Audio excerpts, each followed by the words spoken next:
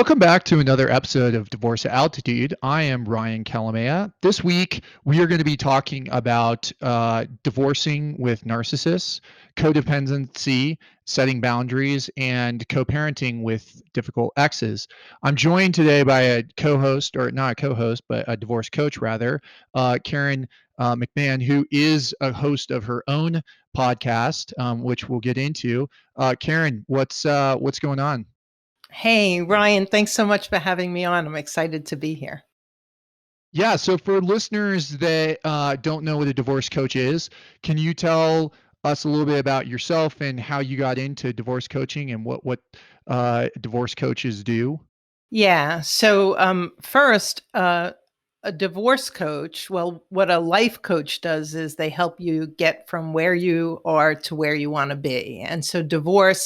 So coaching is really about helping people through transition. I came to divorce coaching because of my own divorce, which I'll talk about in a minute. Uh, Divorce is the most devastating transition any of us go through. It's multi-tiered, it's deeply emotional, it's very triggering. And so what me and my team of coaches do is really help people to get from where they are to where they want to be, both on an emotional level and on a practical level, through the logistics of divorce. And I've been doing that since 2010. We work with people across the English speaking world. The way I came to it is my divorce was final back in 2006, but it started about 4 years earlier than that. And I was in a marriage with a high conflict individual. And I knew things were going south when my youngest was 2. So it was really early on. We were like 6, 7 years into our marriage, and there was already a lot of tension. And it was honestly, people ask me, and I say it was a living hell. It was New York moved very slowly. It was 3.5 years. The police were involved. CPS was involved. I was in sales. I was such a wreck. I lost all of my accounts. I was practically penniless. It was just so hard. And my ex was had some anger management issues and didn't want the divorce and was pretty much willing to leave everything on the playing field to win. So it's very hard. And yet I found a 12-step program which talked about keeping your side of the street clean and the focus on you. And that was my directive. And I kept the focus on me. And 3.5 years later, it occurred to me that I really liked the person I had become doing all of that work. And that's when I needed to find something more important to do than what I was selling at the time, which happened to be commercial printing, ink on paper. We, as some listeners may remember, we had a guest, Jen Colson, who's a former client of mine, and she says that anytime she hears about someone going through a divorce, she says congratulations, because she's just in a totally different place. So it sounds like that was an experience for you, which I think a lot of listeners or a lot of people going through divorce is really hard at the time to envision a better life or light at the end of the tunnel. Yeah, I think when people first meet me, they're both like, seriously, like really, that's going to be an outcome. But once I start speaking about it, I think a lot of people hold on to the hope that me and the JBD coaches have for them, because we know without a doubt. And if you're listening, I will tell you without a doubt, if you focus on your part, your thought behavior, your actions, and you look at your fears, your judgment, your unforgiveness, you will emerge a significantly better person than you entered divorce. And you will be a better partner with your attorney going through it, because you will be calm, clear, and confident. And that's what most of us are lacking in the emotional tsunami that throws us on our ear. Well, and that's especially true for uh, divorcing narcissists, and we'll get into that. But how do you work as a divorce coach with a divorce attorney like me? So, a couple of different ways. We certainly have a lot of attorneys who refer business to us. And then, if the client is in agreement, which they usually are, we communicate as well. So it might just be, hey, Ryan, I'm working with, Jerry. And if there's anything where you're feeling they could use some support or they're lodged in a position that doesn't serve them, let me know. And Jerry would always be part of that and know that that was going on. So that's one way where we support the client and the attorney by helping. There are certain topics, and for me, parenting time and child custody just brought up such fear. And for my ex-husband too, it's like that's one of the biggest areas of fear. And then finances, which of course are our two main areas going through divorce. And so we can we can help the client move past someplace where they're stuck. The other thing is, a lot of times I've been on calls with the attorney where my client believes the attorney's the bad person. It's like he or she, they're stonewalling me, they won't listen to me. And I actually come on and can help almost interpret for both parties, because I understand my client's triggers and I hear more clearly what the attorney's actually saying. And many times after one of those calls, the relationship between the attorney and client just like was greased and streamlined. And we've been involved in final settlement discussions as well. And that's more when there's narcissism and an imbalance and a fear in usually our client, where I can come and support. And again, you're not hearing what they're saying, you're hearing your fear interpretation of what they're saying. Let's talk this through. And we're doing that right outside in a separate room while the negotiation is going on. Got it. So, for some of our listeners, they may recognize we have, hypothetical divorce client Eric Wolf, and he's going through a divorce. He walks out of the counselor's office. His estranged wife, or soon to be ex-wife, is Melanie, and he has just these fears about how is she going to pay for things. She doesn't know how to manage her money. What's going to happen with the kids? And so, Karen, is that where a divorce coach would work with Eric in connection and augment the kind of legal advice that I am providing to someone like Eric to really address those fears, and especially if Melanie's a narcissist? Right, exactly. And so in a case like that, we would take one issue at a time, and it would be so much less about Melanie and so much more about, perhaps you're still trying to caretake this person as you're trying to divorce them. What's the pattern? How is that working for you? What could you do differently? What resistance comes up? And so often when we do this work, and I will just be very transparent, I am recovering codependent, I am a recovering perfectionist, I am a recovering people pleaser. And so it takes a tremendous amount of um, faith and trust to push through some of those comfort zones that have been almost the coping mechanisms that we've put up to protect ourselves in unhealthy relationship. And now we're basically saying, while you're on the battlefield of divorce, we also want you to take those coping mechanisms down so that you're healthier through your divorce and so that you can make better decisions at the negotiation table.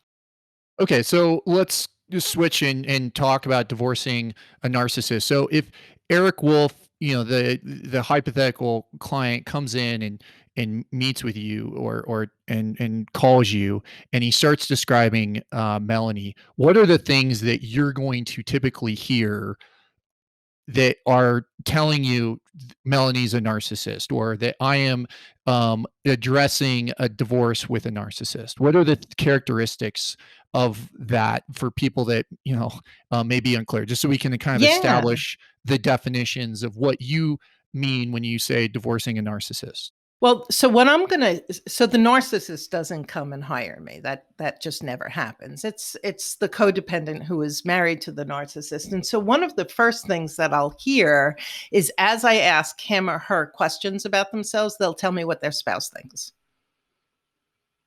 So Melanie believes that she should get, Melanie told me that, Melanie is, and so one of the things I do early on is invite us to ask Melanie to leave the room. Okay, this is just you and me. And it's hard. And sometimes we're so used to this other person renting space in our head that it's really hard to detach from their manipulative fear story that has us paralyzed. And so that's one thing. And then the other thing, which you just alluded to, is even though you're divorcing them, regardless of whose decision that was, there's a huge, some of the experiences that my client would have is that their spouse has very black and white thinking. So it's either good or bad. There's no gray in between. Another one is that they have revisionist history. I don't understand. We were both at the same event, and yet they remember it so differently than me. Another one is that every time I want to talk about something, they somehow switch it on me and I'm on the defense. So it's called deflect and defend. And so we all do the same dysfunctional dance. I was married to a narcissist. He had space in my head. So and then a huge one is the resistance of the codependent. Some people call it delusion. And so the resistance is, I can't believe Melanie threatened X, Y, and Z. Well, has Melanie ever done that before? Yeah, she does it all the time. So then why can't you believe it? And so it becomes this spotlight that we put on the codependence perspective. It's like, you're in such resistance that this individual shows up this way, but you've been married to them for 10, 20, 30 years, and they've always shown up that way. And so when we help our clients shift from resistance to acceptance, begin to notice that they're kind of drinking the Kool-Aid of the black and white thinking, that they're exhausting themselves arguing the revisionist history, even though the other person isn't listening. All of these behaviors, all of these steps of the dance that they're used to, we begin to help them step off the dance floor and just watch the one person. And your Journey by or Beyond Divorce podcast, you did a whole series, and there were, a number of episodes, such as the vital role of forgiveness in your healing narcissist, and high conflict divorce. What are the things, Karen? Can you talk to me about some of the lessons that, instead of going through every single episode, which people should, Right. if they're interested in the topic. But what are the kind of key points that could be drawn out from that series that you did on your podcast? Well, that would take more time than we have. But what I'll say is a section of it, we spoke to the legal people, just about what to expect and how, and that does involve the players, right? It involves the attorney ad litem. It involves what's a parent coordinator, what is a psychological forensics, which is termed differently in different states. So we did that whole part so they understood that they need perhaps a larger support team than the average person and what each of those individuals does. What we also did was we brought in a lot of high conflict experts and psychological experts to explain what was going on. And so we had one fellow who talked about the delusion of the person married to the narcissist and what you can do to begin to heal from that. And one of the most beautiful things about that conversation was we really connected the dots back to your childhood. It's like, we don't lick this stuff off the grass. If you're marrying a narcissist, you've come from some kind of a dysfunction in your family of origin. And it's your mom or your dad or your siblings or your grandparents that you lived with. But there's something there that predetermined you connecting to this person. And I think that's such an important message, because there's a lot of shame and self-blame that happens. And when we know that we were kind of predetermined, and now here we are at the precipice of change, this is when the most brilliant part of life happens, because we heal, we refine, and we move on.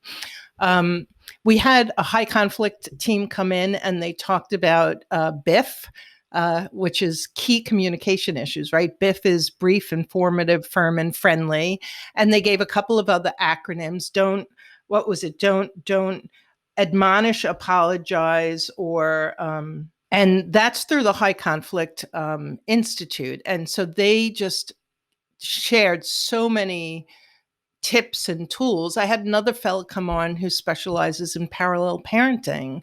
It's really easy for you, the person divorcing the narcissist, to feel doubly victimized when the whole world says you should have an amicable divorce and you should be a cooperative co-parent. Well, it takes two. And so this fella talked about parallel parenting, or co-parenting with a high conflict personality, and the rules are very different. So throughout the entire year-long series, I think we had 18 episodes, we tried to touch on literally everything that someone divorcing a narcissist would want to learn about, so that they could shore themselves up to navigate this as best possible.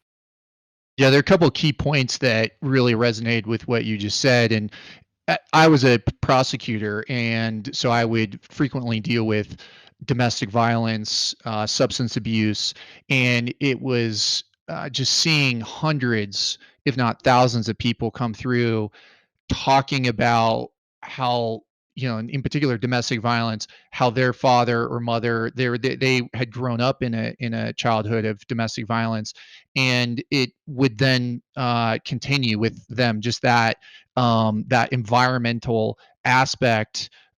Same thing with the drinking, that their parents were alcoholics, and just seeing how people were kind of predetermined or predisposed for that, and how that can manifest itself, especially in a divorce. The other aspect I think you highlighted is that narcissism, when you are dealing with a narcissist in a divorce, it can result in conflict. Well, inevitably it's going to result in conflict, but it's important for not just the parenting and the custody, because that will continue afterwards, but also if you're just talking about money and finances, it can be with in terms of the negotiation and how that aspect is going to be addressed. And so it comes at multifaceted levels of handling a narcissist in a different manner. And I know Bill Eddy and some of the other professionals out there with BIF and the High Conflict Institute, it takes a different skill set, it takes a different approach, and requires multiple players to be kind of involved when you're dealing with that. Absolutely. Going through any divorce takes a team. You want to have an emotional support. You need, obviously, your legal support. And I always highly recommend, regardless of how much money you have, that you have some financial support. With divorcing a narcissist and high conflict divorces, there's a lot of other players that sometimes have to be brought in. I had an attorney ad litem. We went through the forensics. We were given a parent coordinator. So we really ended up needing many of those different supports, and they were vital and valuable. And for those of you who have been in a dysfunctional relationship, one of the things that so many of my clients find is when these other professionals come in, they give us a different perspective. So I was just talking to a client this morning, and she said, my spouse gets over on everyone. He's so charismatic. Nobody ever catches that. And I said, they all say this to me. And the truth is, that's so not true. In fact, the forensics and the attorneys, they're not drinking the Kool-Aid. They see right through to what's clear. We didn't see it because we were unhealthy, because we were blueprinted and predisposed because of intimate relationship in our childhood. And so if that's you and you think, well, my wife or my husband is going to get over on everyone because they're so charismatic and the whole 9 yards. That's a story that doesn't serve you. It's absolutely not true. And when you start connecting with these other professionals, you start getting input from healthy people and you start realizing that your view was askew. Like you believed it, so you thought everyone else was going to believe it. Yeah, and that kind of segues into codependency, which is, kind of the other side of the coin. So, Karen, talk to me about codependency and how that is an aspect that you help clients coach, through and essentially break that codependent behavior. Yeah.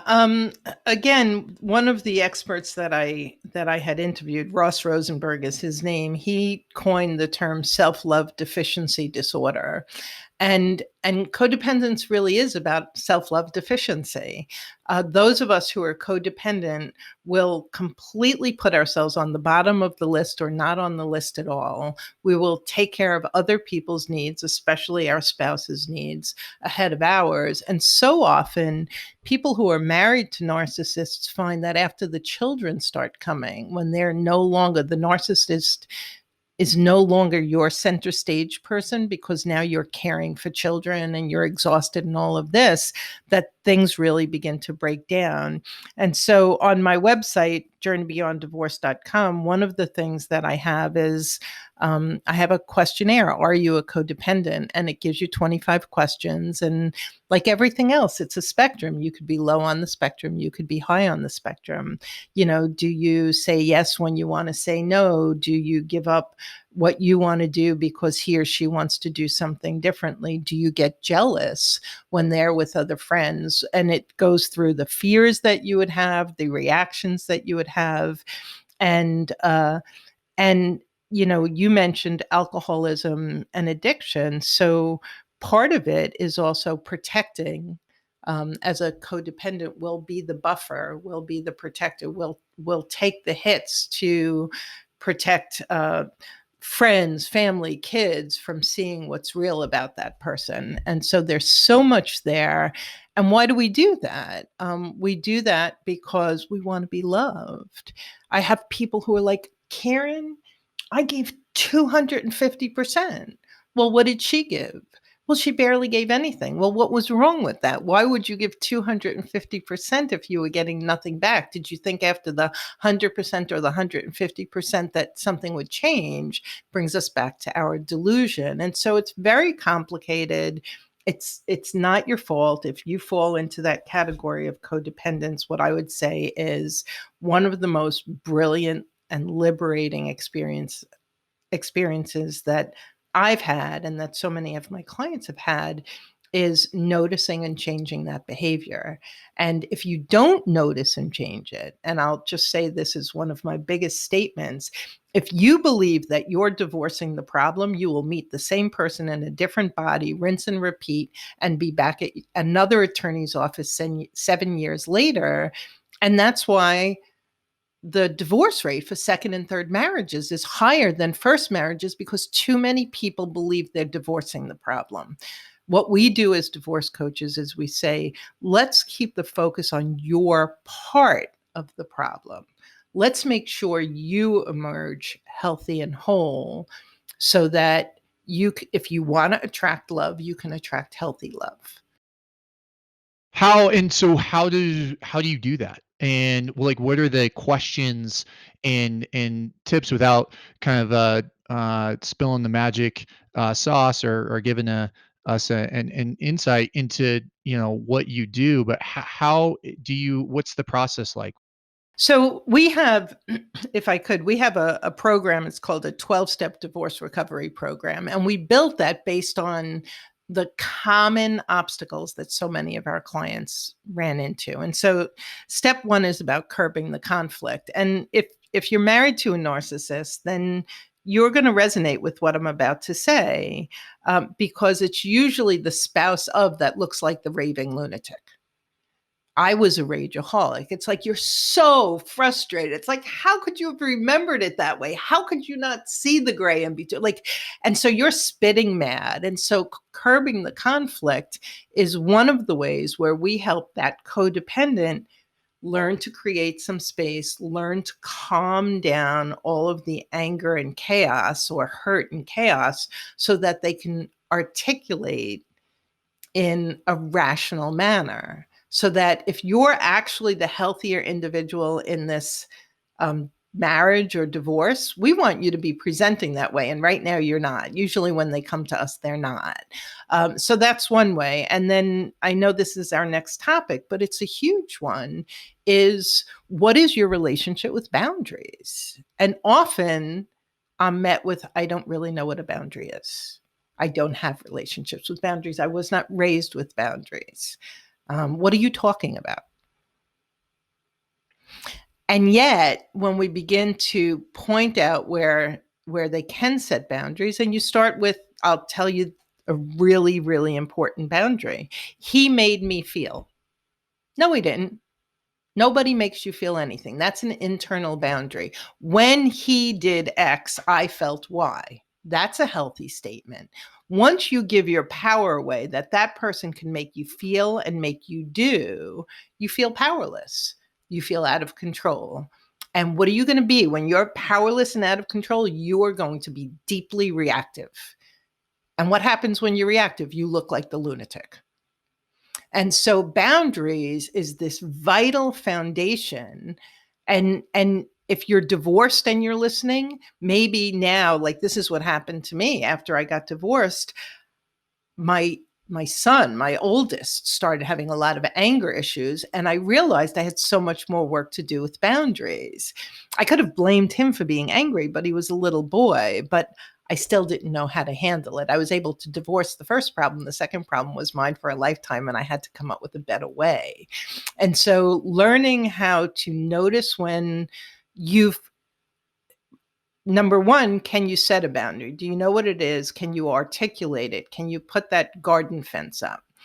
And then number two, can you uphold it? Because the person you're setting it with is most likely boundary oblivious, and they're going to plow it down. So you have to be able to honor it and uphold it, not change their behavior, which is what we all do, which is a mistake, or try to do, but change your behavior. And so we talk a lot about that with our clients. And I've always found it interesting when I see people that are involved in these codependent relationships, and that there's the conscious decoupling aspect with that theory. But then when you have such an intertwined relationship, when there's narcissism and codependency, when the person who sets a boundary first does it, so how do you walk through that process? Because there's the um process of getting a divorce, and so you do have to communicate with the other party, especially if there's kids involved. So can you walk us through what your thoughts are on, those setting up those boundaries? Because it's not as if you can just all of a sudden say, "I'm not talking to you," and like you can't communicate with me at all. That might be a little bit too large of a barrier. But how do you kind of build up that fence, and what are appropriate boundaries as you go through the process? So, excellent question. I'm going to answer that question in the space of communication, because I think that's where people have the most difficulty. So, if you're standing in front of your soon-to-be ex and he or she is being assaulting in whatever way, verbally assaulting, many people as codependents wouldn't think about just walking away. It sounds very simple. One day I thought, well, my keys are there. The kids are safe. I could just grab the keys and walk out the door instead of being assaulted. I'd never done it before. So it sounds very, like, obviously, But for those of us, it's not. And so if you're in the same space as the person, you take your kids or you leave them behind and you leave. And it might be walking around the corner, it might be taking the kids out to the pizzeria, whatever. And what you're doing is you're creating some space. If you continue to speak to me that way, I'm going to leave. And then you actually do it. Like, that's a key part of it. You have to uphold it, as opposed to stop talking to me that way. You're not allowed to talk to me. That's impotent. You have no control over them. So then let's take it to texting. There's a lot of things that you can do. I had an ex who would text so significantly. I woke up to 138 texts one morning. So how was I going to deal with that? I put him on Do Not Disturb. I couldn't block him. He's the father of my children. But I could put his contact on Do Not Disturb so that my phone didn't ding, which was triggering to me. So I'd be twitching every time the phone dinged. So he could send me 15 texts. And when I was in a good headspace to look, I could then open them and look. Boundary. And the same thing I would say with email. I often recommend that my clients create a folder. If they're intimidated by the person, I suggest they come up with a funny name that makes them laugh, and then have everything directed right into the folder. You'll see that number, you'll see that it's highlighted, that there's new stuff in there, but you get to choose when you're going to look at it. And then when you look at it, and this is my last tip on boundaries, the minute you read something abusive or hostile, you stop reading and you reply 3 times. If you have something to tell me about the children, say it up front, or I won't be listening, I won't be reading. And you say it a second time. And then the third time, this is the last time I'm going to say that to you. And then you do it, because so often I would get 3-page emails and I would read them and they were scathing character assaults. Why? Because on the last line of the 3rd page, he might have told me something really important about my daughter. Most likely not. And so these are all boundaries that are all about you, the codependent, changing your behavior. And the first thought is, he or she's going to yell at me, if they're going to make it worse. And yes and no. In the beginning, it always feels worse before it feels better, but you're in it for the long game. And they're going to get used to it. I had a client who was so sure, and she had been for years, and she had a little young child. For years, she'd been battling, and I kept hold the line, hold the line, hold the line. And he began to communicate with her less and less. Even if it was still hostile, it wasn't 8 times a day. Setting boundaries works. It works with everybody. I couldn't agree more. And I think it's hard for people that are in that space to recognize what is and is not the norm or acceptable. And like, everyone's communication protocol but communication is so critical, especially when kids are involved. But I've had that client that came to me and had 90 text messages unanswered. And I distinctly remember being, saying, this is not acceptable. And he kind of looked at me and said, really? Like, it was all he knew. That was the standard that they had lived through for a decade. And so he didn't know what was normal. And, then you kind of get into, I was a teacher for a year after college at a boarding school in England. And you said, you've got some listeners in the UK. And so, I was a teacher, but I wanted to be the cool teacher, the kids that, that everyone loved. And so I was super loosey-goosey, and they just completely took advantage of it. And I remember going to an experienced teacher, and he said, listen, you have to be very firm at the very beginning. and then you can slowly let out the rope. But you have to teach them. And that's something that I have observed with, especially with communication, is, that situation where text messages, if you use a communication apps, civil communicator, for example, is something that I'm a big fan of, because there's a neutral third party that observes it. So they do that work for you and determining whether or not something is or is not appropriate. But then, the spouse that texts when they're supposed to be communicating via civil communicator, our family wizard, if you tolerate that and you respond, then you're opening the door. And so you have to set the boundary of, this is how I'm going to communicate with you. And it may feel kind of ticky tack, like, oh, they texted me and they're not supposed to do that. But you have to train people, especially when they're going through this process. You really have to set that boundary at the very beginning. And it's difficult because they've never gone through it before. Most of the time they've never gone through it before. And so to understand what is and is not something to kind of plant your flag and say, you cannot do this. But without kind of making things worse. Right. It's the honoring and upholding of your boundary, and trusting that, and this is a big thing we talk about when you're divorcing a narcissist. The fear voice in your head is so loud, it's impossible to hear your gut, your inner wisdom, your intuition. And yet your intuition is going to be point on, and you're going to know that you need certain boundaries. And so I agree with you. I think that you uphold it. The other person tells you what a rotten son of a gun you are, and you say, I hear you, and we can agree to disagree, and we need to be on our family wizard, a fair, or whatever you're choosing. And using one of those apps is in itself a boundary. I mean, it's a brilliant technical boundary to use one of the apps that are out there for those who have difficulty in co-parenting, and things can be monitored by third parties, and some of them have little red flags for when saying that word is only going to inflame things, incite things. Don't do that. It makes a huge difference if you use it. And one thing I'd see is people like the idea and they like the protection, but then the inconvenience. But the point of the app is that it does make it inconvenient. That's the point.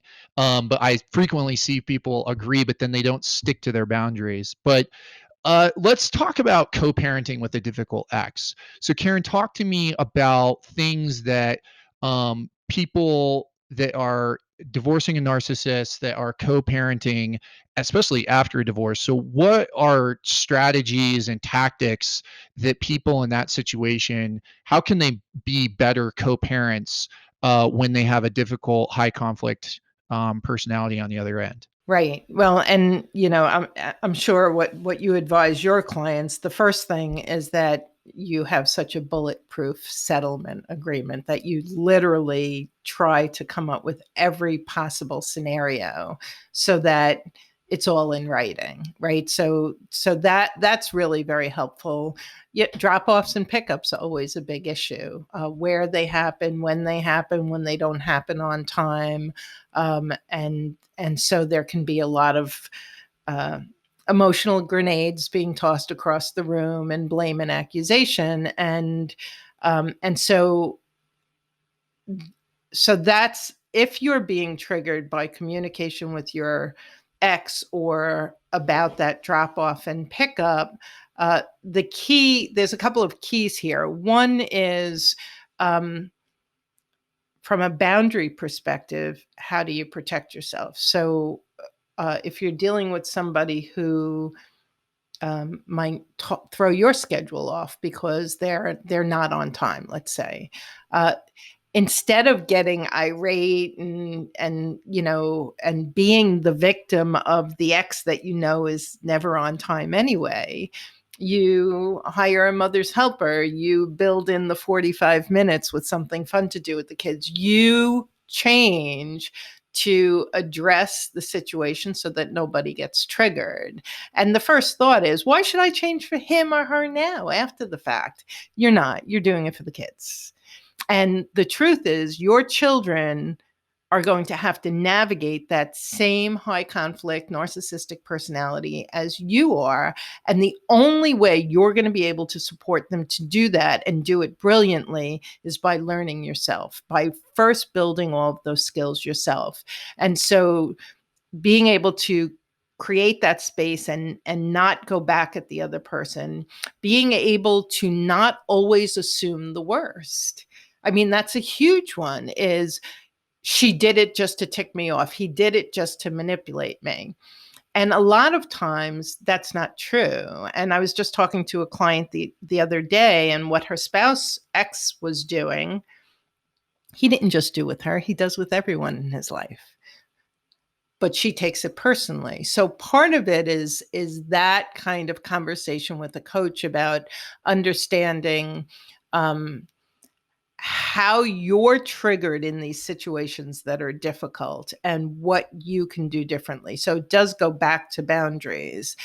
The other piece of it is you can be very proactive. There are a lot of details in the children having two households. And so we used to make sure the school would give us two sets of textbooks, and we would have two sets of, equipment. And so there's so many different things that you can do. If you take a look at where will there be conflict, and we really know. So where will and you put a list of all of that together, and then you say, okay, which of these can I do something about? You immediately break down the list, and then you'll have something, maybe that you have a handful of topics that you actually need to work through with somebody. The other thing I want to say is, and this was my situation, is I knew that my children would be facing the same verbal and emotional hostility that I faced, because my belief is how you do something is how you do everything. And it's just a matter of time. So once they weren't cute and in grade school anymore, and they became double digits with attitude, the narcissist generally has a really hard time with that.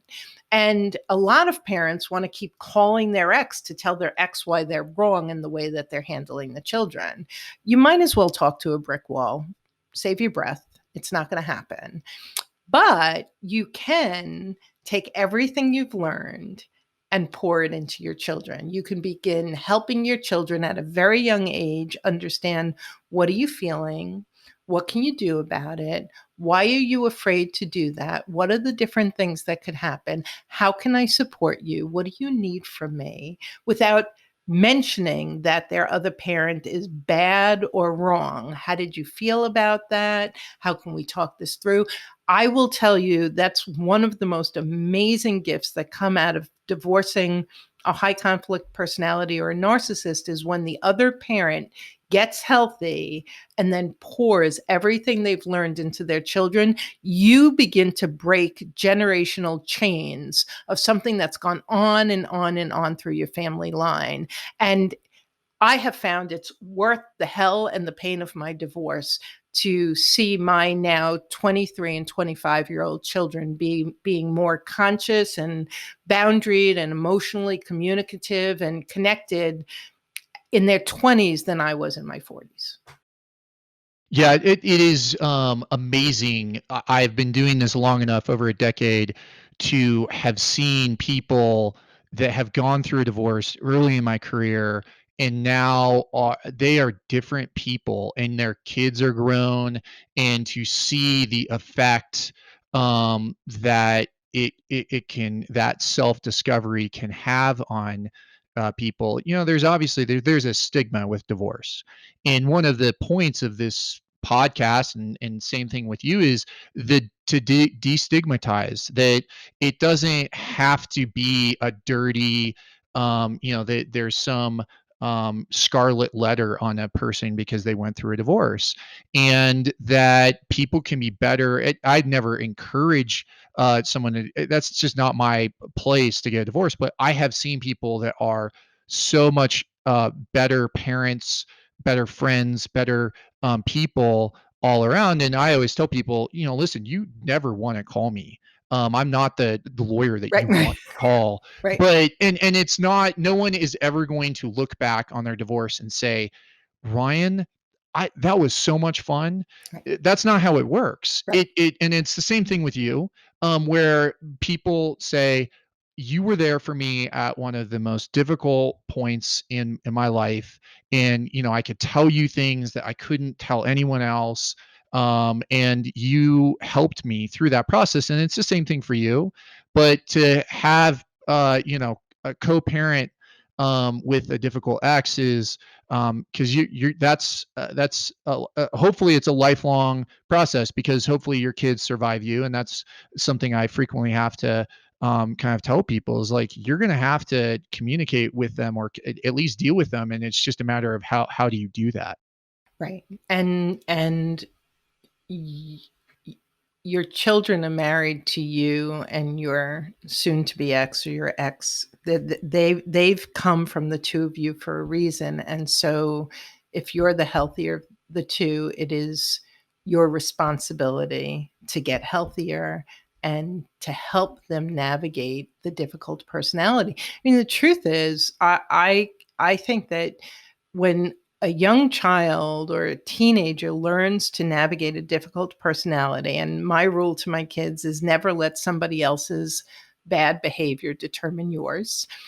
So take the high road, do it with grace and dignity, always be proud of the person you are, and um, and set your boundaries and find the lane that works for you. And so um, when we can do that for our children, it's such a gift, and it's a gift that ripples into future generations. Well, Karen, for the Eric Wolfs of the world, for divorce attorneys like me, they're, especially for the Eric Wolfs who are kind of dealing with a narcissist, assuming Melanie's a narcissist. There's a ton of divorce resources people can find out there. And, quite frankly, it can be overwhelming. How has Journey Beyond Divorce, how have you guys grown, and what makes your group the go-to leader in the field, and where can people find out more information if they're interested in working with a divorce coach? Yeah, great. Our podcast is very robust. I started it back in 2016. We did a year on high conflict divorce. We did an entire quarter on a high net worth divorce playbook, and we deal with both the emotional and the practical. And so I vet every expert. So when you listen to that podcast, you're listening to people that I'm putting my name attached to, because I trust that they're the best at what they do. And there's a tremendous amount of information out there. And for you to be able to tune in, a lot of our listeners say that they just binge listen because, number one, it gets them out of their monkey mind, and it's very edifying. It really guides and directs them. Our desire with everything that we do is to support you. Everyone except one person on my team has gone through their own divorce. And if we could help to heal the world one person at a time, that's our desire, which is why one of the things that we offer, no matter how much money you have or don't have, is a free coaching call, a full hour free coaching call. We call it a rapid relief call. You can find it at Journey Beyond Divorce. And that gives you an opportunity to see the power of coaching, to walk away with huge value, even if you never work with us. And that's what we do. The website has hundreds of articles. The podcast, I just published my 100th episode on Friday. So there's a ton of episodes, and we have a range of coaches so that we can meet people where they are, both financially and to find the personality that works best for them. And yeah, it feels like a real honor and privilege to do this work, Ryan. Well, thank you for joining us and sharing your insights, Karen. And for those listeners who are interested, definitely check out Journey Beyond Divorce, and the podcast, the website, and we'll have information in the show notes. But Karen, thank you so much for the time. I really enjoyed our time discussing these various issues, because they frequently come up, and they tend to go hand in hand. So thank you. Thank you. Thanks for having me on.